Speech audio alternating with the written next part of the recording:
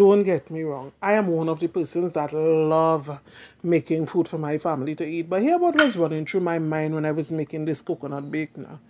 You are one of the persons that used to say when you were younger, I can't wait to turn 18 now. Biggish now, we want to be big before the time. And when we see what adulthood is like, Lord have mercy, full of responsibilities, you wish that you could have been a child again. But anyway, I'm going to show you all today one of the ways I make my coconut bake. I started by placing in my coconut husk, and then I added some salt, sugar, yeast, and some cinnamon powder, which is optional. And then with the best kitchen gadget there is, which is a pair of clean hands, I went in and we're going to mix the flour. We're going to combine all of that. Now, you don't have to use your hand if you don't want to. You can use a spoon or a spatula, whatever makes you happy. In this case, you go ahead and do. Now, I'm going to add in my butter and my lard, and we're going to mix that in, make sure it's well combined.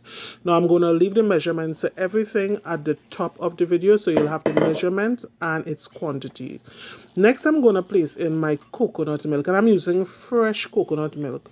You can use powdered put the powder in the pack if you don't have the fresh, or you can use it from the tin. Whatever you have, we're going to make that do. Then we're going to knead this into a very soft, a soft dough, and I'm going to place in some oil on my hands, and I'm going to cover the dough with this. This will help the dough to remain soft, to keep in the moisture, and it will also help when the dough rises so that it doesn't stick too much to the edges of the container. Once finished, I'm going to cover it with a saran wrap and allow it to rise. Now it's risen, and we're going to go in, and I'm going to use my hands to separate it into 3 dough balls. Now you can make it to the size that suits you. If you like your bake thin, you can make them smaller. Make it to suit your preference. I made it for my family and you have to make it for your family. So what I did, I opened out the dough ball to the shape of my pan, placed it in there, and then I went in with a fork and just gave it some patterns, and I'm going to do the same for all the rest of bake that I'm going to make. Again, if you want it thin, you make the dough balls smaller.